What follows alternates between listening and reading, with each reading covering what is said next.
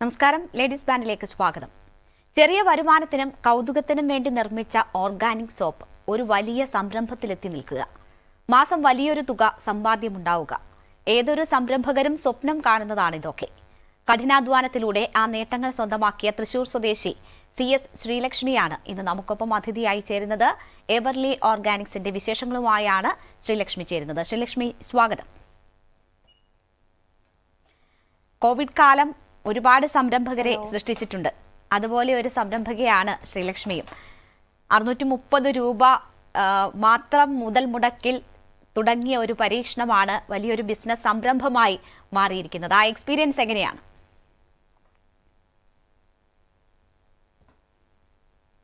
വളരെ നല്ല എക്സ്പീരിയൻസ് ആണ്. ഒരു അധ്യാപികയായിരുന്നു. അതിൽ നിന്ന് ഒരു കോവിഡ് കാലത്ത് കൗതുകത്തിന് വേണ്ടിയിട്ട് തുടങ്ങിയതാണ് ഒരു സോപ്പ് ഉണ്ടാക്കുന്ന ഒരു സന്തോഷം. അത് ഇപ്പോൾ 4ാമത്തെ വർഷത്തിലേക്ക് എത്തി നിൽക്കുന്നു. ഒരു സോപ്പിൽ നിന്ന് തുടങ്ങി ഒരു 35ഓളം പ്രൊഡക്റ്റ് ഇപ്പോൾ നമുക്ക് ഉണ്ട്. എങ്ങനെയാണ് ശ്രീലക്ഷ്മി ഇങ്ങനെ ഒരു ഐഡിയ മനസ്സിൽ തോന്നിയത്?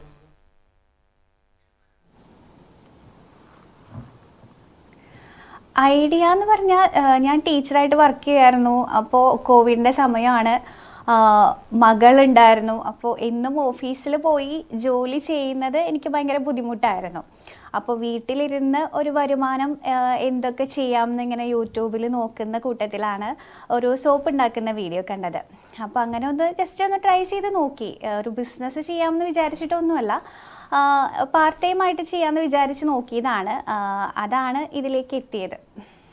ആദ്യം തന്നെ ഈ രീതിയിലുള്ള ഓർഗാനിക് സോപ്പ് എന്ന ഒരു ഐഡിയ ആണോ, അങ്ങനെ ഒരു പരീക്ഷണം തന്നെയാണോ ആദ്യം നടത്തിയത്?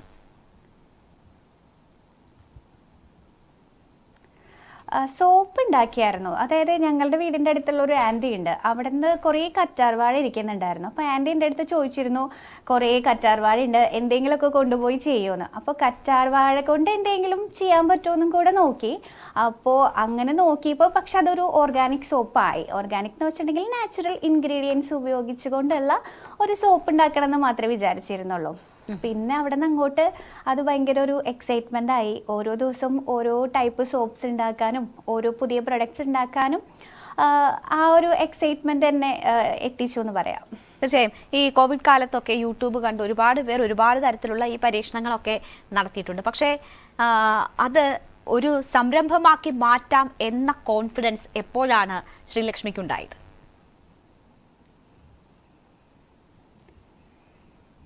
സംരംഭം ആദ്യം ഉണ്ടാക്കിയ സോപ്സൊക്കെ അറിയുന്ന കുറച്ച് പേർക്കൊക്കെ ഞാൻ കൊടുത്തിരുന്നു. അപ്പോൾ അവരുടെ ഒരു നല്ലൊരു ഫീഡ്ബാക്ക്, പിന്നെ അവർ കുറേ ആൾക്കാർക്ക് റെഫറൻസ് ചെയ്തു. അപ്പോൾ അങ്ങനെ കിട്ടുന്ന ഒരു കോൺഫിഡൻസ്. ആദ്യം ഞാൻ കുറച്ച് കിറ്റൊക്കെ വാങ്ങിയിട്ടുണ്ടായിരുന്നുള്ളൂ, പിന്നെ സമയം ഉണ്ടായിരുന്നില്ല. അപ്പോൾ ശരിക്കും ഈ സോപ്സൊക്കെ ഉണ്ടാക്കി 2 മണിക്കൂറൊക്കെ ഡ്രൈ ആവാൻ വെക്കണമായിരുന്നു. അപ്പോൾ രാത്രി 2 മണിക്കൂർ അലാമൊക്കെ വെച്ചിട്ടാണ് ഈ ഒരു സോപ്സൊക്കെ ഉണ്ടാക്കി തുടങ്ങിയത്. പിന്നെ എനിക്ക് അത്യാവശ്യം നല്ല രീതിയിൽ ഒരു ഓർഡേഴ്സൊക്കെ വന്നിട്ടുണ്ടായിരുന്നു. സോഷ്യൽ മീഡിയയിൽ തന്നെയാണ് ഞാൻ അതിൻ്റെ മാർക്കറ്റിംഗ് ഒക്കെ ചെയ്തിരുന്നത്. അപ്പോൾ അതിൽ നിന്ന് ഓർഡർ വരുന്നതിനനുസരിച്ചിട്ട് ഞാൻ എൻ്റെ ജോലി പതുക്കെ വിട്ട് മുഴുവനായിട്ട് ബിസിനസ്സിലേക്ക് ഇറങ്ങി. ഈ യൂട്യൂബിൽ കണ്ടാണ് പരീക്ഷണാടിസ്ഥാനത്തിൽ ഇത് ചെയ്തു നോക്കിയെന്ന് പറഞ്ഞല്ലോ. അതിനുശേഷം പ്രൊഫഷണലായിട്ട് ഇതൊരു ബിസിനസ് സംരംഭമാക്കി മാറ്റാൻ തീരുമാനിക്കുന്ന സമയത്ത് കൂടുതൽ ഏതെങ്കിലും പഠനം ആവശ്യമായി വന്നോ? അതിന് തയ്യാറായോ? അങ്ങനെ എന്തൊക്കെയാണ് ഇതിന് അംഗീകാരം കിട്ടുന്നത് ഉൾപ്പെടെയുള്ള കാര്യങ്ങളുണ്ട്. പ്രൊഫഷണലായിട്ട് ചെയ്യണമെങ്കിൽ ഒരുപാട് ക്വാണ്ടിറ്റി ഒരുമിച്ച് ചെയ്യണമെങ്കിൽ അതിനുള്ള മറ്റ് സജ്ജീകരണങ്ങൾ, സംവിധാനങ്ങളൊക്കെ വേണം. അപ്പോൾ അതിനൊക്കെയുള്ള തയ്യാറെടുപ്പുകൾ എങ്ങനെയായിരുന്നു? തുടങ്ങിയിട്ട് ആദ്യത്തെ ഒരു 1 ഇയറൊക്കെ ഞാൻ എൻ്റെ ഒരു 6 മാസം ജോലിയും ബിസിനസ്സൊക്കെ കൂടെ ഒരുമിച്ച് തന്നെയായിരുന്നു കൊണ്ടുപോയിരുന്നത്. അതിനുശേഷം ഓർഡേഴ്സ് കൂടുതൽ വരുന്നതിനനുസരിച്ച് നമ്മൾ കൂടുതൽ സോഷ്യൽ മീഡിയയിൽ ആക്റ്റീവായി. ഒരുപാട് ഫ്ലീ മാർക്കറ്റ്സ്, എക്സിബിഷൻസുകൾ കണ്ടക്ട് ചെയ്തു. പിന്നെ അവിടെ നിന്ന് അങ്ങോട്ട് എങ്ങനെയൊക്കെയോ സോഷ്യൽ മീഡിയ വഴി കുറേ ചാനലുകാർ, ഏഷ്യാനെറ്റ് ന്യൂസ്, പത്രങ്ങൾ, മാഗസിൻസിലൊക്കെ കുറേ ചാനൽസ് വന്നു. അതിലൂടെ ഒരുപാട് ഓർഡേഴ്സ് വന്നു തുടങ്ങി. അപ്പോഴാണ് എനിക്ക് മനസ്സിലായത് ഞാൻ ശരിക്കും സീരിയസ് ആയിട്ടൊരു ബിസിനസ്സിലേക്ക് പോകേണ്ട സമയമായി. അതിനു മുമ്പ് വരെ ഞാൻ ജോലിയും ബിസിനസ്സും ഒരുമിച്ച് കൊണ്ടുപോകാമായിരുന്നു. അങ്ങനെ ചാനലിലൂടെ വന്ന റെഫറൻസ് ആണ്. പിന്നെ എനിക്ക് ഇതിനെക്കുറിച്ച് കൂടുതൽ പഠിക്കാനും, കാരണം റെസ്പോൺസിബിലിറ്റി നമുക്ക് കൂടിക്കൊണ്ടിരിക്കുവാണല്ലോ, അപ്പോൾ കൂടുതൽ ഇതിനെക്കുറിച്ച് പഠിക്കാനും കെമിസ്റ്റ്, ആയുർവേദ ഡോക്ടേഴ്സ്, പിന്നെ ഇതിൻ്റെ ഫോർമുലാസ് അങ്ങനെയുള്ള കാര്യങ്ങളൊക്കെ പഠിച്ച് പിന്നെ അതൊരു ഫാക്ടറിയിലേക്ക് മാറി. ഫാക്ടറി എന്ന് വെച്ചിട്ടുണ്ടെങ്കിൽ തേർഡ് പാർട്ടി മാനുഫാക്ചറിങ് ആണ്. ഓൾറെഡി ഫാക്ടറിയിൽ പോയി ഡോക്ടേഴ്സും കെമിസ്റ്റും ആയിട്ട് പഠിച്ച് പിന്നെ പ്രൊഡക്ഷൻ ചെയ്ത് വോളിയം ബിസിനസ്സിലേക്ക് മാറി. 35 ഇനം പ്രോഡക്ട്സുകളാണ് ഉള്ളത് അല്ലേ?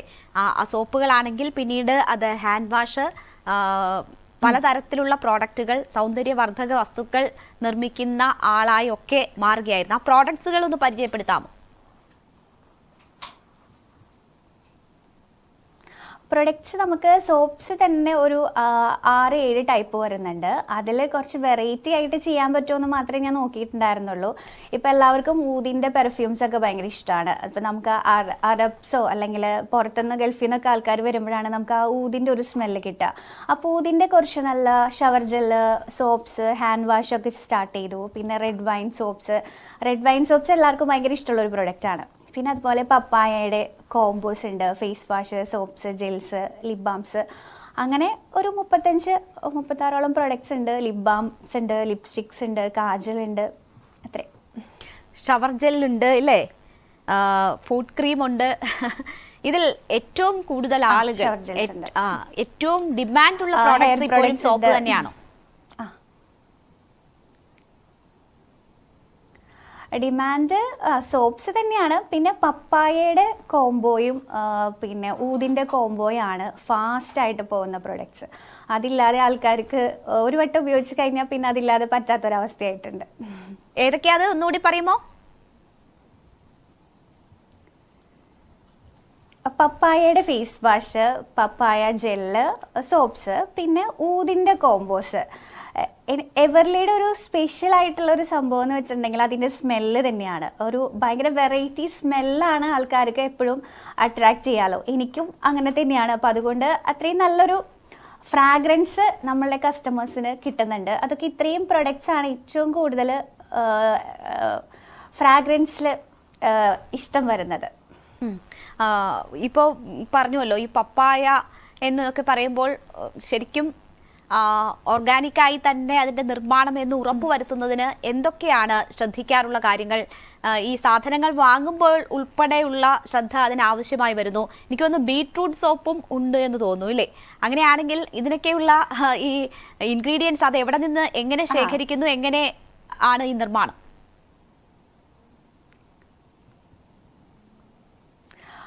ഓർഗാനിക് എന്ന് പറയുമ്പോൾ നമുക്ക് ഒരു കോസ്മെറ്റിക്സ് പ്രൊഡക്ട്സിന് 100% ഓർഗാനിക് ആയിട്ടുള്ള മെറ്റീരിയൽസ് ഉപയോഗിക്കാൻ പറ്റില്ല. എന്താണെങ്കിലും പ്രിസർവേറ്റീവ്സ് വേണ്ടിവരും, കുറച്ചൊക്കെ കെമിക്കൽസ്, ഹാംഫുൾ അല്ലാത്ത കെമിക്കൽസ് വേണ്ടിവരും. പിന്നെ ഇപ്പോൾ പപ്പായ ആണെന്നുണ്ടെങ്കിൽ പപ്പായയുടെ എക്സ്ട്രാക്ട് ഫോമിലേക്കാണ് നമ്മൾ ഓരോ പ്രൊഡക്ട്സും എത്തിക്കുന്നത്. ഇപ്പോൾ ഏറ്റവും നല്ലൊരു extract, fragrance oil, essential oils, പിന്നെ ഹാംഫുൾ അല്ലാത്ത കെമിക്കൽസ്, ഇതൊക്കെയാണ് നമ്മളുടെ ഓരോ പ്രൊഡക്ട്സിലും നമ്മൾ ഉപയോഗിക്കുന്നത്. പിന്നെ ഇത് നമ്മൾ കോയമ്പത്തൂർ, ബാംഗ്ലൂർ, ഡൽഹി അങ്ങനെയുള്ള സ്ഥലത്തു നിന്ന് എല്ലാ പ്രൊഡക്ട്സും പല സ്ഥലത്തു നിന്നാണ് ഔട്ട്സോഴ്സ് ചെയ്യുന്നത്. ഇപ്പോൾ കറ്റാർ വാഴ എന്ന് പറയുന്നത് അടുത്ത ചേച്ചി ആണ് ആദ്യമായി കറ്റാർ വാഴ സമ്മാനിക്കുന്നത്. അത് ശരിക്കും കറ്റാർ വാഴയുടെ ജെല്ല് തന്നെ ഉപയോഗപ്പെടുത്തിയായിരുന്നില്ലേ ആ സോപ്പ് നിർമ്മാണം? അതിപ്പോഴും ആ രീതിയിൽ തന്നെയാണോ തുടരുന്നത്? അതെ അതെ, അല്ലല്ല, ഇപ്പം ആ രീതിയിലല്ല തുടരുന്നത്. തുടക്കത്തിൽ നമ്മൾ കറ്റാർവാഴ പൊട്ടിച്ച് അതിൻ്റെ പൾപ്പ് എടുത്തിട്ട് സ്റ്റാർട്ട് ചെയ്തു. പക്ഷേ അതിന് കുറച്ച് ദിവസമേ അതിൻ്റെ വാലിഡിറ്റി ഉള്ളൂ എന്ന് പറയാം. കാരണം അതൊരു എക്സ്ട്രാക്റ്റ് പ്രോസസ്സിങ് കഴിയാത്തൊരു മെറ്റീരിയൽ അല്ലേ. എത്രയൊക്കെ പറഞ്ഞാലും നമ്മളത് നേരിട്ടൊഴിക്കുമ്പോൾ അതിലൊരു 1 month ഒക്കെ കഴിയുമ്പോൾ ഫംഗസ് വരാനുള്ള സാധ്യതയുണ്ട്. അപ്പം ആൾക്കാർക്ക് അറിയാത്തൊരു കാര്യം, നേരിട്ടെടുത്ത് അത് സോപ്പാക്കിയാലും ജെല്ലാക്കിയാലും അത്രയും പ്യുവറായിരിക്കും എന്നുള്ളതാണ്. പക്ഷേ നമ്മളതിൻ്റെ പഠനങ്ങളും കൂടുതൽ ഇറങ്ങി ചെല്ലുമ്പോഴാണ് മനസ്സിലാവുന്നത് അതിനെ ഒരു പ്രോസസ്സിങ് കഴിഞ്ഞ് ഒരു എക്സ്ട്രാക്റ്റ് ആക്കിയിട്ട് ആ എക്സ്ട്രാക്റ്റുകളാണ് നമ്മൾ എല്ലാ പ്രൊഡക്റ്റിലും ഉപയോഗിക്കുന്നത്. അതൊരു 6 മാസത്തിൻ്റെ ഉള്ളിൽ തന്നെ ഞാൻ അതൊക്കെ നിർത്തി. ആദ്യത്തെ കുറച്ച് നാൾ മാത്രം അത് നമുക്കറിയുന്ന കസ്റ്റമേഴ്സിന് മാത്രമല്ലേ കൊടുത്തിരുന്നുള്ളൂ. അപ്പോൾ എനിക്ക് പറഞ്ഞു കൊടുക്കാം മാക്സിമം 1 മാസമാണ്. പക്ഷെ ഇപ്പം അങ്ങനെയല്ലല്ലോ. ഇപ്പം ഞാൻ പോലും അറിയാത്ത ആൾക്കാരാണ് നമ്മളുടെ കയ്യിൽ നിന്ന് പ്രൊഡക്റ്റ് വാങ്ങിക്കുന്നത്. അപ്പോൾ ഒരു 2 വർഷം മിനിമം നമുക്ക് എല്ലാത്തിനും എക്സ്പയറി ഡേറ്റ് കൊടുക്കണം. അപ്പോൾ ആ ഒരു എക്സ്ട്രാക്റ്റ് എടുത്ത് പ്രിസർവേറ്റീവ്സ് ഒക്കെ കുറച്ച് ചേർത്തിട്ടൊക്കെയാണ് ഉണ്ടാക്കുന്നത്. തീർച്ചയായും ഇപ്പോൾ വലിയ രീതിയിൽ ഒരു സംരംഭം കൊണ്ടു നടക്കുന്നു 3 ഇടത്തല്ലേ. തൃശ്ശൂർ സ്വദേശിയാണ് ശ്രീലക്ഷ്മി. കൊച്ചിയിലും ബംഗളൂരുവിലും തൃശ്ശൂരിലും യൂണിറ്റുകൾ ഉണ്ട് എന്നാണ് ഞാൻ മനസ്സിലാക്കുന്നത്. ഇപ്പോ 4ാം വർഷത്തിലെത്തുന്നു ഈ സംരംഭം. അപ്പോൾ പുതിയ 2 യൂണിറ്റുകൾ കൂടി, ഒന്ന് ക്ലോത്തും ഒന്ന് ജുവലറിയും കൂടി ആരംഭിക്കാനും കഴിഞ്ഞിരിക്കുന്നു എന്നാണ്. അപ്പോൾ വിപുലീകരിക്കുകയാണ് ബിസിനസ് പല മേഖലകളിലേക്ക് കൂടി. തീർച്ചയായിട്ടും. ഇപ്പോൾ എന്നെ സംബന്ധിച്ചിട്ട് അല്ലെങ്കിൽ നമ്മൾ സ്ത്രീകളെ സംബന്ധിച്ചിട്ട് ഏറ്റവും കൂടുതൽ സന്തോഷം കിട്ടുക ഇപ്പോൾ ഷോപ്പിംഗ് ആയിരിക്കും. അപ്പോൾ ജ്വല്ലറി ആണെങ്കിലും നല്ല ഡ്രസ്സാണെങ്കിലും അതിൻ്റെ ഉള്ളിൽ ഇറങ്ങി കൂടുതൽ വർക്ക് ചെയ്യുക അല്ലെങ്കിൽ കൂടുതൽ സമയം അതിൽ ചിലവഴിക്കുമ്പോൾ കിട്ടുന്നൊരു സന്തോഷവും ഒരു സാറ്റിസ്ഫാക്ഷനും ഒക്കെ ഉണ്ട്. അപ്പോൾ സന്തോഷത്തോടും സമാധാനത്തോടും കൂടെ ബിസിനസ് ചെയ്യണം എന്നാണ് എൻ്റെ ആഗ്രഹം. ഇപ്പോൾ മുംബൈയിൽ പോയി കുറേ പർച്ചേസ് ചെയ്തു, അങ്ങനെ പല സ്ഥലങ്ങൾ വിസിറ്റ് ചെയ്യുക, പല സ്ഥലങ്ങളിലുള്ള നല്ല നല്ല പ്രൊഡക്റ്റുകൾ കളക്ട് ചെയ്യുക. അത് നമ്മുടെ എന്നെ വിശ്വസിച്ച് വാങ്ങിക്കുന്ന എൻ്റെ പ്രിയപ്പെട്ട കസ്റ്റമേഴ്സിന് ഏറ്റവും നല്ല ക്വാളിറ്റിയോട് കൂടെ കൊടുക്കാം എന്നുള്ളത് എനിക്ക് ഭയങ്കര സന്തോഷമുള്ള ഒരു കാര്യമാണ്. അതാണ് ഈ ഒരു ബിസിനസ്സും കൂടെ സ്റ്റാർട്ട് ചെയ്യാനുള്ളൊരു കാരണം. തീർച്ചയായും. എന്തായാലും കോവിഡ് കാലത്ത് കുറേയധികം കൗതുകത്തോടും പിന്നീട് ഒരു സൈഡ് ബിസിനസ് എന്ന ആഗ്രഹത്തോടും ഒരു വരുമാന മാർഗം എന്ന ആഗ്രഹത്തോടും തുടങ്ങിയ സംരംഭമാണ് ഈ രീതിയിലൊക്കെ വിപുലീകരിക്കാൻ കഴിയുന്ന തരത്തിലെത്തി നിൽക്കുന്നത്. ഇതിൽ എപ്പോഴെങ്കിലും ശ്രീലക്ഷ്മിക്ക് തോന്നിയിട്ടുണ്ടോ അയ്യോ എന്നെക്കൊണ്ട് മുന്നോട്ട് പോകാൻ പറ്റില്ല, അല്ലെങ്കിൽ ഞാൻ വീണു പോകും എന്ന് തോന്നിയ അവസരങ്ങളുണ്ടോ? എങ്ങനെയാണ് ഓരോ തിരിച്ചടികളിൽ നിന്നും ഊർജ്ജം ഉൾക്കൊണ്ട് മുന്നോട്ട് പോകാൻ കഴിഞ്ഞത്? അതിന് ആരൊക്കെയാണ് സഹായമായി കൂടെ ഉണ്ടായിരുന്നത്? അത് ഒരുപാട് വട്ടം തോന്നിയിട്ടില്ല എന്ന് പറഞ്ഞു കഴിഞ്ഞാൽ ബിസിനസ് ചെയ്യുന്ന എല്ലാവർക്കും മനസ്സിലാവും അത് സത്യമല്ല എന്നുള്ളത്. തുടക്കത്തിൽ എനിക്കെന്തോ ഒരു ഭാഗ്യം കൊണ്ടാണെന്ന് തോന്നുന്നു. എല്ലാ ബിസിനസ്സുകാരും പറയാറുണ്ട് ആദ്യത്തെ ഒരു 3 വർഷം എടുക്കും നമ്മളൊരു പ്രോഫിറ്റിലേക്ക് എത്താന്ന്. പക്ഷേ ഭാഗ്യം കൊണ്ടും നമ്മളുടെ ആ ഒരു ഉള്ളിലുള്ളൊരു ഫയർ ആയിരുന്നു. ഞാനൊരു ബാക്കപ്പ് ഇല്ലാതെ പ്രത്യേകിച്ച് ഒരുപാട് സപ്പോർട്ടൊന്നുമില്ല, എന്നാൽ എനിക്ക് വേണ്ടപ്പെട്ട ആൾക്കാരുടെ എൻ്റെ പ്രൊഡക്റ്റ് ഇൻട്രൊഡ്യൂസ് ചെയ്തുകൊണ്ടുള്ള ഒരുപാട് സപ്പോർട്ട് എനിക്ക് കിട്ടിയിട്ടുണ്ട്. അങ്ങനെ ചേർത്ത് പിടിച്ച കുറേ ചേച്ചിമാരും ആൻറ്റിമാരും ചേട്ടന്മാരൊക്കെ ഉണ്ട്, ഫ്രണ്ട്സ് സുഹൃത്തുക്കളുണ്ട്. പക്ഷേ നമ്മളുടെ ഉള്ളിലുള്ള ആ ഒരു ഫയർ ഉണ്ടല്ലോ, ആ ഒരു ഫയറാണ് ഇപ്പോഴും മുന്നോട്ട് കൊണ്ടുപോകുന്നത്. പല സമയത്ത് നമുക്ക് തോന്നും അയ്യോ വേണമായിരുന്നോ അല്ലെങ്കിൽ എനിക്കിത് പറ്റുമായിരുന്നോ എന്ന് തോന്നും. പക്ഷേ ഇപ്പം നമ്മളൊരു ബേബി ആയിട്ടാണ് ഞാൻ ഈ ഒരു ബ്രാൻഡിനെ കാണുന്നത്. പക്ഷെ നമുക്ക് എന്തെങ്കിലും ഒരു പ്രശ്നം വന്നെന്ന് വെച്ചിട്ട് പകുതി വഴിയിൽ ഇട്ടിട്ട് പോകാൻ പറ്റില്ലല്ലോ. എവിടെയെങ്കിലുമൊക്കെ സ്റ്റക്കാവും. അതാണല്ലോ ഒരു ബിസിനസ് എന്ന് പറയണത്. 24 hours റിസ്ക് ചാലഞ്ചസ് ഒക്കെ നമ്മൾ ഫേസ് ചെയ്യുന്നുണ്ട്. പക്ഷേ ആ റിസ്ക് കുറച്ച് വരുന്ന സമയത്ത് നമുക്ക് കുറച്ചും കൂടെ ഊർജത്തിൽ അത് സക്സസ് ആക്കാനുള്ള ഒരു എനർജി എവിടെ നിന്നൊക്കെയോ കിട്ടും. ആ എനർജിയിലാണ് ഇപ്പൊ മുന്നോട്ട് പോയിക്കൊണ്ടിരിക്കുന്നത്. റിസ്ക് ഫാക്ടർ ഉണ്ടാകും, അതിനെ സധൈര്യം നേരിടുക, മുന്നോട്ട് പോവുക, ഇല്ലേ? അതാണ് ശ്രീലക്ഷ്മിക്ക് പറയാനുള്ളത്. ശ്രീലക്ഷ്മി, പ്രധാനമായും വിപണി കണ്ടെത്തുക എന്നതാണ് ഒരു സംരംഭകയെ സംബന്ധിച്ച് ഏറ്റവും വലിയ വെല്ലുവിളി. ഇപ്പോൾ ഈ സ്റ്റാളുകൾ അത് കണ്ടക്ട് ചെയ്ത് ആളുകളുമായി അടുക്കുക, അത് വലിയ ഒരു ഈ എവർലി ആളുകളിലേക്ക് എത്താൻ ഒരു വലിയ മാർഗമായി എന്ന് പറഞ്ഞു. ബംഗളൂരു കേന്ദ്രീകരിച്ച് കൂടുതൽ പ്രോഡക്റ്റുകൾ വിറ്റഴിക്കാനുള്ള സാഹചര്യം ഒരുങ്ങുന്നു. ഏതാണ് പ്രധാനപ്പെട്ട മാർക്കറ്റ്? ഏതാണ്?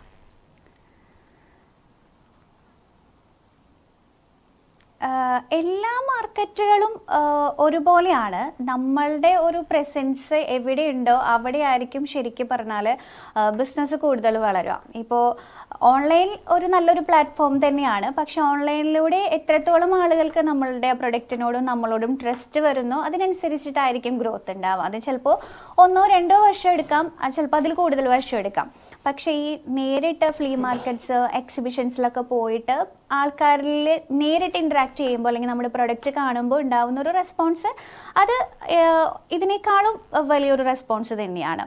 പിന്നെ ഈ പറഞ്ഞ പോലെ നമ്മളുടെ സോഷ്യൽ മീഡിയയിൽ നമ്മൾ പ്രൊഡക്ട്സിനെ ഇൻട്രൊഡ്യൂസ് ചെയ്യുക, ഇതൊക്കെ തന്നെയാണ് ചെയ്യാൻ പറ്റുന്ന ഒരു സെയിൽസ് കൂട്ടാൻ ചെയ്യാൻ പറ്റുന്ന കാര്യങ്ങൾ. തീർച്ചയായും. ഈ ശ്രീലക്ഷ്മി, നമ്മൾ ഈ സ്കിന്നിൽ അപ്ലൈ ചെയ്യുന്നതാണല്ലോ ഈ പ്രോഡക്ട്സ് ഏതായാലും. അപ്പോൾ ആളുകളെ സംബന്ധിച്ച് അവർക്ക് ഒരുപാട് സംശയങ്ങൾ ഉണ്ടാകാം ഇല്ലേ? പിന്നീട് ഇന്റർനാഷണൽ ബ്രാൻഡുകൾ ആവശ്യത്തിലധികം ഓൺലൈനായിട്ടായാലും അല്ലാതെയും ഒക്കെ നിരവധി ബ്രാൻഡുകൾ ഓരോരുത്തരുടെയും സ്കിൻ ടൈപ്പ് അനുസരിച്ചുള്ളതൊക്കെ ഇങ്ങനെ മാർക്കറ്റിൽ അവൈലബിൾ ആക്കിയിട്ടുണ്ട്. അപ്പോൾ അവരോടൊക്കെ മത്സരിച്ച് വേണം നമ്മുടെ പ്രോഡക്റ്റ് ഒരാളെ കൊണ്ട് വിശ്വസിപ്പിക്കുക, അവരെ കൊണ്ട് വാങ്ങിപ്പിക്കേണ്ടത്. അത് എത്ര വലിയ ടാസ്ക്കാണ്? തീർച്ചയായിട്ടും അത് വലിയൊരു ടാസ്ക് തന്നെയാണ്. പിന്നെ നമ്മൾ ഇൻട്രാക്ട് ചെയ്യുന്ന പോലും, അല്ലെങ്കിൽ ഇപ്പോൾ എനിക്കിപ്പോൾ കുറേ 1000 കസ്റ്റമേഴ്സ് 10,000 കസ്റ്റമേഴ്സ് വേണമെന്നൊന്നും നിർബന്ധമൊന്നുമില്ല. എന്നെ സംബന്ധിച്ചിട്ട് 100 പേരാണെന്നുണ്ടെങ്കിലും 100 പേര് നമ്മളെ വിശ്വസിച്ച് നമ്മുടെ പ്രൊഡക്റ്റ് ഉപയോഗിച്ച് തരുന്ന ഒരു ഫീഡ്ബാക്ക് ഉണ്ട്. ഇപ്പം നമ്മൾ ആയുർവേദ ക്ലിനിക്കിലൊക്കെ നമ്മുടെ പ്രൊഡക്ട്സ് കൊടുക്കുന്നുണ്ട്. അപ്പോൾ സോറിയാസിസ് വന്നിട്ടുള്ള ആൾക്കാർ, സ്കിൻ ഡിസീസസ് വന്നിട്ടുള്ള ആൾക്കാരൊക്കെ നമ്മളുടെ ഒരു ദന്തപാലയുടെയൊക്കെ സോപ്പുണ്ട്, ദന്തപാല ആയുർവേദ സോപ്സൊക്കെ ഉപയോഗിച്ചിട്ട് അത് മാറി വരുന്ന ഒരു ഫീഡ്ബാക്ക് കിട്ടുമ്പോൾ തന്നെ അറിയാതൊരു സന്തോഷം വരും. ഇപ്പം ഞാൻ തന്നെ പറയും, ഈ ചില സമയത്ത് ഞാൻ കോസ്മെറ്റിക്സിൻ്റെ കാര്യം വരുമ്പോൾ ചില സമയത്ത് ഡോക്ടറായിട്ട് നമ്മൾ സംസാരിക്കുന്ന പോലെയായിരിക്കും. ഇപ്പോൾ ഫാഷനെ കുറിച്ചായിരിക്കുമ്പോൾ ചിലപ്പോൾ ഒരു സ്റ്റൈലായിരിക്കും പറയേണ്ടി വരിക. പക്ഷേ ഞാൻ ഒരു ഡോക്ടറായിട്ടോ അല്ലെങ്കിൽ ഒരു കെമിസ്റ്റായിട്ടോ ഒന്നും പഠിച്ചിട്ടില്ല. അതുകൊണ്ട് ഇപ്പോൾ ഞങ്ങൾ ബാംഗ്ലൂർ തന്നെ നമുക്കൊരു നമ്മളുടെ പ്രൊഡക്റ്റ് വിൽക്കുന്ന ഒരു ആയുർവേദ ക്ലിനിക്ക് ഉണ്ട്. അപ്പോൾ അവിടെ ഒരു ഡോക്ടർ ഉണ്ട്. അപ്പോൾ അടുത്ത ഒരു വീക്ക് തൊട്ട് ആയുർവേദത്തിൻ്റെ ഒരു ഓൺലൈൻ കൺസൾട്ടേഷൻ കൂടെ നമ്മൾ സ്റ്റാർട്ട് ചെയ്യുന്നുണ്ട്. കാരണം എൻ്റെ കസ്റ്റമേഴ്സിന് അത്രയും സാറ്റിസ്ഫൈഡോട് കൂടെ ഈ പറഞ്ഞ ഓരോ ആൾക്കാർക്കും ഓരോ പ്രശ്നങ്ങളായിരിക്കും, ഓരോ സ്കിന്നായിരിക്കും. അപ്പോൾ അതിനുള്ള സൊല്യൂഷനും നമ്മൾ ചെയ്യുന്നുണ്ട്. അപ്പോൾ എനിക്ക് കൂടുതൽ കൺസൾട്ട് ചെയ്യാനോ അല്ലെങ്കിൽ കൂടുതൽ സംസാരിക്കാനോ നിന്ന് കഴിഞ്ഞിട്ടുണ്ടെങ്കിൽ ഇതിൻ്റെ ബാക്കി കാര്യങ്ങളൊന്നും ചെയ്യാൻ പറ്റില്ല. അപ്പോൾ നമ്മളൊരു ആയുർവേദ ഡോക്ടറിനെ റെഡിയാക്കിയിട്ടുണ്ട്. അപ്പോൾ അടുത്ത ആഴ്ച തൊട്ട് ആ ഒരു പ്രശ്നം സോൾവ് ആക്കിയിട്ടു. തീർച്ചയായും. ശ്രീലക്ഷ്മി, ഈ ഓർഗാനിക് പ്രോഡക്ട്സിന് നമ്മൾ സാധാരണ മാർക്കറ്റിൽ അവൈലബിൾ ആയിട്ടുള്ള മറ്റ് പ്രോഡക്ട്സിനേക്കാൾ ഇരട്ടി വില കൊടുക്കേണ്ടി വരും എന്നതാണ് ഒരു കോൺസെപ്റ്റ്. ചിലപ്പോഴേ അതിൻ്റെ ഗുണം നമുക്ക് കിട്ടുള്ളൂ എങ്കിൽ പോലും ഓർഗാനിക് എന്ന പേര് ഒപ്പമുണ്ടെങ്കിൽ എന്തായാലും പ്രോഡക്റ്റിന് വില കൂടുതലാവും എന്നുള്ള കാര്യത്തിൽ സംശയമില്ല. എവർലിയുടെ കാര്യങ്ങൾ എങ്ങനെയാണ്? പ്രൈസ് റേഞ്ച് എങ്ങനെയാണ്? ഇപ്പം 35 വെറൈറ്റി പ്രോഡക്ട്സ് ഉണ്ട്. നമുക്ക് എങ്ങനെയാണ് പ്രൈസ് റേഞ്ച് സ്റ്റാർട്ട് ചെയ്യുന്നത്? പ്രൈസ് റേഞ്ച് നമുക്ക് നമ്മളുടെ ഒരു സോപ്പിന് 99 റുപ്പീസ് വരുന്നുണ്ട്. പിന്നെ ഈ പറഞ്ഞ പോലെ ഓർഗാനിക് പേരിനോട് ചേർത്ത് വരുമ്പോൾ ഒരു വില കൂടുതലാണെന്നുള്ളൊരു മെൻറ്റാലിറ്റി നമുക്ക് എല്ലാവർക്കും ഉണ്ട്. ഇതിൽ 2 വശമുണ്ട്. ഇപ്പോൾ ഓർഗാനിക് പ്രൊഡക്ട്സ്, ഇപ്പം ആർക്കും ഓർഗാനിക് പ്രൊഡക്ട്സ് എന്ന് പേരെഴുതാൻ പറ്റും, അല്ലെങ്കിൽ ആ പേരിൻ്റെ കൂടെ ചേർക്കാൻ പറ്റും. പക്ഷേ ഓർഗാനിക്കലി 100% ഓർഗാനിക് അല്ല എന്ന് ഞാൻ നേരത്തെ പറഞ്ഞു. പക്ഷേ കൊടുക്കുന്ന പ്രൊഡക്ട്സിൽ ക്വാളിറ്റി ഉണ്ടാവും. ഇപ്പോൾ എസെൻഷ്യൽ ഓയിൽസ് ആണെങ്കിലും ഫ്രാഗ്രൻസ് ഓയിൽസ് ആണെങ്കിലും എക്സ്ട്രാക്റ്റുകളാണെന്നുണ്ടെങ്കിലും അപ്പോൾ ആ കൊടുക്കുന്നതിൻ്റെ ഒരു റിസൾട്ട് എന്തായാലും കിട്ടും. പക്ഷേ ഇപ്പോൾ നമ്മളുടെ ഒരു പ്രൊഡക്റ്റ് ഇപ്പോൾ ഒരു ലിപ് ബാം ആണെന്നുണ്ടെങ്കിൽ 299, 249 വില വരുന്നുണ്ട്. ഇതേ ലിപ് ബാംസിന് വലിയ വലിയ ബ്രാൻഡുകൾ 1000 രൂപ വരെ റേറ്റ് ഇടുന്നുണ്ട്. പക്ഷെ എനിക്കറിയാം ഈ ലിപ് ബാം എന്ന് പറഞ്ഞിട്ടുണ്ടെങ്കിൽ എല്ലാ ലിപ് ബാംസിനും ഒരേ ഫോർമുലയുള്ളൂ. അതിൻ്റെ കളർ മാറാം, അതിൻ്റെ ഫ്രാഗ്രൻസ് മാറാം എന്നുള്ളതല്ലാതെ അതിലുപയോഗിക്കുന്ന കണ്ടൻറ്റൊക്കെ സെയിം ആണ്. പക്ഷേ ഒരുപാട് പണമുള്ള അല്ലെങ്കിൽ വലിയ വലിയ ബ്രാൻഡുകാർ മാർക്കറ്റിങ്ങിന് വേണ്ടി ചിലവാക്കുന്ന എക്സ്പെൻസ് ആണ് നമ്മളുടെ കസ്റ്റമേഴ്സിൻ്റെ കയ്യിൽ നിന്ന് വാങ്ങിക്കുന്നത്. അപ്പോൾ ഞാൻ ഒരുപാട് ഇപ്പോൾ ബ്രാൻഡിംഗ് ഒന്നും സ്റ്റാർട്ട് ചെയ്തിട്ടില്ല, അല്ലെങ്കിൽ മാർക്കറ്റിങ്ങിലേക്കും അഡ്വർടൈസ്മെൻറ്റിലേക്കും വേണ്ടി ഒരുപാട് പണം ചിലവാക്കുന്നില്ല. അപ്പോൾ അതുകൊണ്ട് ഒരു മീഡിയം റേഞ്ചിലുള്ള റേറ്റ് തന്നെയാണ് എവർലി കോസ്മെറ്റിക്സിൽ എല്ലാവർക്കും കൊടുക്കാൻ പറ്റുന്നത്. അത് ഞാൻ എൻ്റെ കസ്റ്റമേഴ്സിന് കൊടുക്കുന്നൊരു പ്രോമിസാണ്. ശ്രീലക്ഷ്മി പറഞ്ഞു എങ്ങനെ ബിസിനസ്സുകാരി അല്ലെങ്കിൽ ഒരു സംരംഭകയായി ഒരു വുമൺ ഓണ്ടർപ്രണറായി എന്ന് പറയുമ്പോൾ അതിൽ ജീവിത സാഹചര്യങ്ങൾ അതിലൊരു പ്രധാനപ്പെട്ട ഘടകമാണ് എന്ന് ശ്രീലക്ഷ്മി പറഞ്ഞു തുടങ്ങിയപ്പോൾ മനസ്സിലായി. മോളുണ്ട്, മോളെ ഇട്ടിട്ട് ജോലിക്ക് പോവുക ബുദ്ധിമുട്ടാണ്. എല്ലാ വർക്കിംഗ് വുമൺ നേരിടുന്ന പ്രശ്നങ്ങളാണ് ഇതൊക്കെ. ഇപ്പോൾ ശ്രീലക്ഷ്മി കുറച്ചു പേർക്ക് ജോലി നൽകാൻ കഴിയുന്ന ഒരു സംരംഭകയായി മാറിയിരിക്കുകയാണ്. എത്ര പേർ ശ്രീലക്ഷ്മിക്ക് കീഴിൽ ഇതിന്റെ പ്രവർത്തനങ്ങളുമായി ബന്ധപ്പെട്ട് ഉണ്ട്?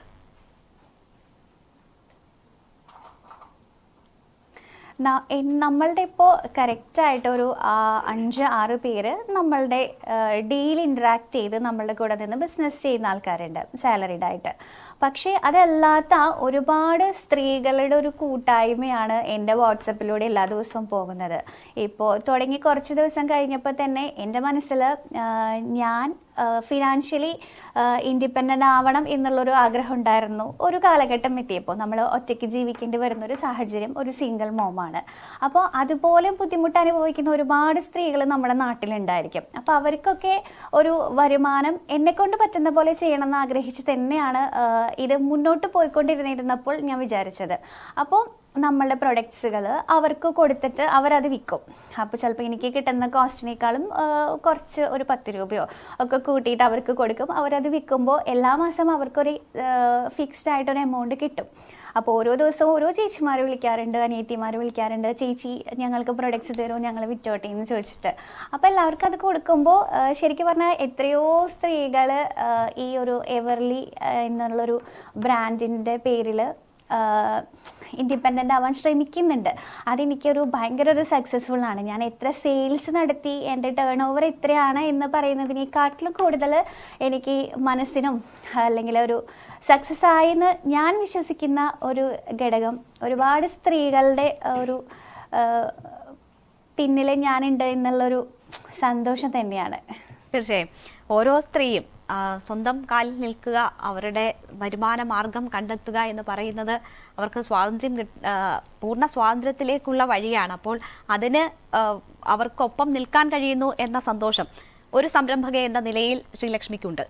ശ്രീലക്ഷ്മി എന്ന സംരംഭകയുടെ ഭാവിയിലെ പ്രോജക്റ്റുകൾ എന്താണ്?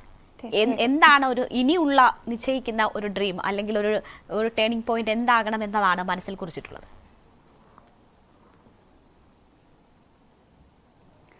എനിക്ക് കോസ്മെറ്റിക്സ്, ഫാഷൻ അതുമായി ബന്ധപ്പെട്ടിട്ട് ഞാൻ ഓൾറെഡി നിൽക്കുന്നുണ്ട്. പിന്നെ നമ്മളുടെ ആവശ്യങ്ങളാണ് നമ്മളെ പുതിയ പുതിയ ബിസിനസ്സിലേക്ക് കൊണ്ടുപോകുന്നത്. ഇപ്പം എന്നെ സംബന്ധിച്ചിട്ട് എനിക്കിപ്പോൾ കോസ്മെറ്റിക്സ് മാത്രം പിടിച്ചു നിൽക്കാനായിട്ട് അറിയാലോ, ഈ വിപണിയിൽ എളുപ്പമല്ല. അപ്പോൾ എൻ്റെ സർവൈവലിന് വേണ്ടിയിട്ടും അല്ലെങ്കിൽ എൻ്റെ ആവശ്യങ്ങൾക്ക് വേണ്ടിയിട്ടാണ് ഞാൻ ഓരോ പുതിയ ബിസിനസ് സ്റ്റാർട്ട് ചെയ്യുന്നത്. അപ്പോൾ ഇപ്പോൾ ഫാഷൻ നമ്മൾ ചെയ്യുന്നുണ്ട്, ക്ലോത്ത് ചെയ്യുന്നുണ്ട്. അതോടൊപ്പം തന്നെ എനിക്ക് സെയിൽസ് മാർക്കറ്റിംഗ് ഇഷ്ടമാണ്. അപ്പോൾ എൻ്റേതായിട്ടുള്ള രീതിയിൽ ഞങ്ങൾ വേറൊരു ബിസിനസ്സും കൂടെ ചർച്ചയിലുണ്ട്. അതിന് വേണ്ടിയിട്ട് ചെറിയ കാര്യങ്ങളൊക്കെ നടത്തുന്നുണ്ട്. ഒരു കൊമേഴ്സ്യൽ ഹോട്ട് വാട്ടർ സിസ്റ്റമാണ്, വാട്ടർ ഹീറ്ററിൻ്റെ ബിസിനസ്. അതും നമ്മളുടെ കേരളത്തിലും പുറത്തും ചെയ്തുകൊണ്ടിരിക്കുന്നുണ്ട്. അപ്പോൾ എൻ്റെ ഇൻകത്തിനനുസരിച്ചിട്ട് ബിസിനസ്സുകൾ ഇങ്ങനെ കൂടിക്കൊണ്ടിരിക്കും. ശ്രീലക്ഷ്മി, മകൾക്കൊപ്പം കൂടുതൽ സമയം ചെലവഴിക്കുക, പക്ഷേ വരുമാനം കണ്ടെത്തുക, അതായിരുന്നു ബിസിനസ്സിലേക്ക് പോയപ്പോഴുള്ള ലക്ഷ്യം. ഇതിപ്പോൾ ഒന്നിനു പുറകെ ഒന്നായി ഓരോ ഐറ്റത്തിനോടൊപ്പം ഓരോന്ന് ചേർത്ത് അങ്ങനെ ഈ ബിസിനസ് ഓരോ ദിവസവും വിപുലീകരിച്ചുകൊണ്ടിരിക്കുകയാണ്. ഇപ്പോൾ വലിയൊരു സ്വപ്നം ശ്രീലക്ഷ്മി പങ്കുവെക്കുകയും ചെയ്തു. മോക്കൊപ്പം സമയം ചെലവഴിക്കാൻ കഴിയുന്നുണ്ടോ ഈ തിരക്ക് പിടിച്ച ജീവിതത്തിൽ, അല്ലെങ്കിൽ പുതിയ പുതിയ ലക്ഷ്യങ്ങളിലേക്കുള്ള ഓട്ടത്തിൽ മോളുടെ പിന്തുണ എത്രമാത്രമുണ്ട്?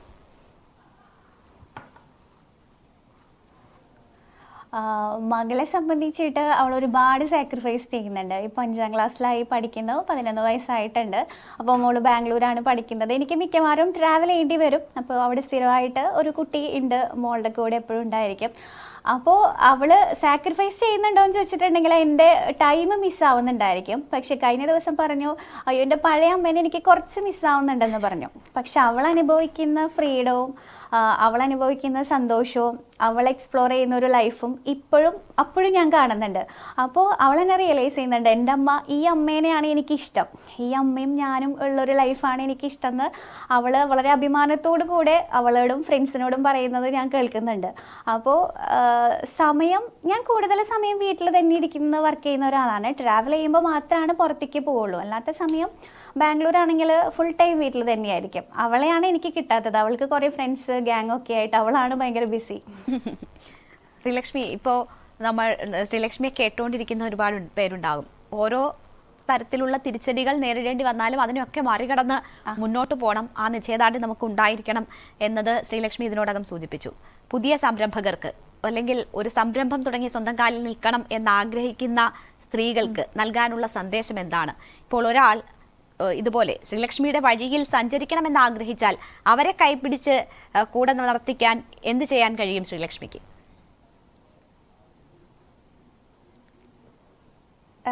തീർച്ചയായിട്ടും. ഇപ്പോൾ എനിക്ക് വരുന്ന കോളുകളിൽ ഏറ്റവും കൂടുതൽ പ്രൊഡക്റ്റ് വാങ്ങാൻ വിളിക്കുന്നവരെക്കാളും കൂടുതൽ ഈ ബിസിനസ് ചെയ്യാൻ താല്പര്യമുണ്ട്, എന്താണ് ചെയ്യേണ്ടതെന്ന് ചോദിച്ചു വിളിക്കുന്ന സ്ത്രീകൾ തന്നെയാണ്. ഇപ്പോൾ ഈ ന്യൂസുകളൊക്കെ ഒരു 3 വർഷം മുമ്പ് ന്യൂസുകളും ചാനലുകളിലൊക്കെ ഈ ചർച്ചകളൊക്കെ വന്നിട്ടുണ്ടായിരുന്നു. അന്നേ തൊട്ട് ഒരുപാട് ഇൻസ്പിറേഷൻ ആയിട്ട് അല്ലെങ്കിൽ ചേച്ചിയുടെ സ്റ്റോറി കേട്ടപ്പോൾ ഞങ്ങൾക്ക് ചെയ്യാൻ തോന്നി എന്നൊക്കെ പറഞ്ഞ് വിളിക്കുന്ന കുറേ കുട്ടികളുണ്ട്, കുറേ ചേച്ചിമാരുണ്ട്. അവരുടെ അടുത്തൊക്കെ എനിക്ക് പറ്റുന്ന പോലെ എല്ലാ സപ്പോർട്ടും ഞാൻ കൊടുക്കാറുണ്ട്. ഇപ്പം എല്ലാവരും പറയും വിളിച്ച് സംസാരിക്കാൻ പറ്റിയത് തന്നെ ഭാഗ്യം. ഈ കഴിഞ്ഞ ദിവസം ഇന്നലെയും കൂടെയും ഇന്നും ഒക്കെ അങ്ങനെ തന്നെ ഓരോ പുതിയ പുതിയ കോളുകൾ വരും. അപ്പോൾ അത് സന്തോഷം തന്നെയുള്ളൂ. ഇപ്പം എൻ്റെ കൂടെ നിന്ന് ജോലി ചെയ്തവരും ഇപ്പോൾ സോപ്പ് ഉണ്ടാക്കുന്നുണ്ട്. പക്ഷേ എന്നെ സംബന്ധിച്ചിട്ട് ആരുണ്ടാക്കിയാലും ഞാനെന്ന് പറയുന്നത് കൊടുക്കുന്ന വ്യക്തി കൊടുക്കുന്നത് പോലെ ആയിരിക്കില്ലല്ലോ. അപ്പോൾ എല്ലാവരും ഇൻഡിവിജ്വലി ബിസിനസ് ചെയ്യുക. അതിപ്പോൾ ക്ലോത്ത് ആണെങ്കിലും ജ്വല്ലറി ആണെങ്കിലും കോസ്മെറ്റിക്സ് ആണെങ്കിലും കിട്ടുന്നത് ആർക്കാണെങ്കിലും 10 രൂപ കിട്ടിയാൽ അവർക്ക് വരുന്ന സന്തോഷം അല്ലെങ്കിൽ ഒരു കോൺഫിഡൻസ് എല്ലാ സ്ത്രീകളും ആ ഒരു മൈൻഡ് സെറ്റിൽ പോകണമെന്ന് തന്നെയാണ്. എന്നെക്കൊണ്ട് പറ്റുന്ന പോലെ എല്ലാ സപ്പോർട്ടും ഞാൻ ചെയ്തു കൊടുക്കും. നമ്മളുടെ പ്രൊഡക്റ്റ് ആയിട്ടും അല്ലാത്തതായിട്ടൊക്കെ സ്ത്രീകൾക്ക് സപ്പോർട്ട് ചെയ്യണമെന്ന് ഭയങ്കര ആഗ്രഹമുണ്ട്. ശരി, എന്തായാലും ശ്രീലക്ഷ്മി ഈ വഴിയിൽ, സംരംഭക വഴിയിൽ ഇനിയും കൂടുതൽ ഉയരങ്ങൾ താണ്ടാൻ കഴിയട്ടെ. ഞങ്ങളോടൊപ്പം വന്നതിനും ഈ കാര്യങ്ങളൊക്കെ വിശദീകരിച്ചതിനും വളരെയധികം നന്ദി. ഓക്കെ, എനിക്കും ഭയങ്കര സന്തോഷമുണ്ട് നിങ്ങളുടെ അടുത്ത് ഇത് സംസാരിക്കാൻ പറ്റിയതിലും. പിന്നെ ഒരു കാര്യം കൂടെ ഞാനിതിൽ കൂട്ടിച്ചേർക്കുകയാണ്. ഇപ്പോൾ നേരത്തെ ചോദിച്ച പോലെ സ്ത്രീകളോട് ഒരു ബിസിനസ് തുടങ്ങി ചിലപ്പോൾ തുടക്കത്തിലോ അല്ലെങ്കിൽ 1-2 വർഷമൊക്കെ എടുത്താലും ചിലപ്പോൾ നമ്മൾ വിചാരിക്കുന്ന അത്രയ്ക്കൊന്നും എത്താൻ പറ്റിയെന്ന് വരില്ല. പക്ഷേ ഒരു ഡ്രീം ഉണ്ടെങ്കിൽ അത് സക്സസ് ആവണം എന്നുണ്ടെങ്കിൽ ചിലപ്പോൾ കുറച്ച് സമയം എടുക്കുമായിരിക്കും. അതിന് വേണ്ടിയിട്ട് വെയിറ്റ് ചെയ്യുക. പിന്നെ എവിടെ ഒരുപാട് പേരുടെ അഭിപ്രായങ്ങളൊന്നും കേൾക്കാതെ നമുക്ക് തോന്നുന്ന നമ്മളുടെ കോമൺ സെൻസ് ഉപയോഗിച്ച് നമുക്ക് പറ്റാവുന്ന തരത്തിലുള്ള പ്ലാനിങ്ങുകളും പ്രൊജക്റ്റുകളും ബിസിനസ്സുകളും ചെയ്യുക. പലരും പല അഭിപ്രായങ്ങളും പറയും. സ്വന്തം അഭിപ്രായത്തിൽ നിലയുറച്ച് വിശ്വസിച്ച് നമുക്ക് തോന്നുന്ന പോലെ കംഫർട്ടബിൾ ആയിട്ട് ബിസിനസ് ചെയ്യുക. എന്താണെങ്കിലും എപ്പോഴാണെങ്കിലും നമുക്ക് അതിനുള്ള റിസൾട്ട് വരും. അതാണ് എനിക്ക് എല്ലാ സ്ത്രീകളുടെ അടുത്തും പറയാനുള്ളത്. ശരി, വളരെയധികം നന്ദി ശ്രീലക്ഷ്മി ഞങ്ങളോടൊപ്പം സംസാരിച്ചതിന്. മറ്റൊരു അതിഥിയുമായി ഇനി അടുത്ത എപ്പിസോഡിൽ കാണാം. നമസ്കാരം.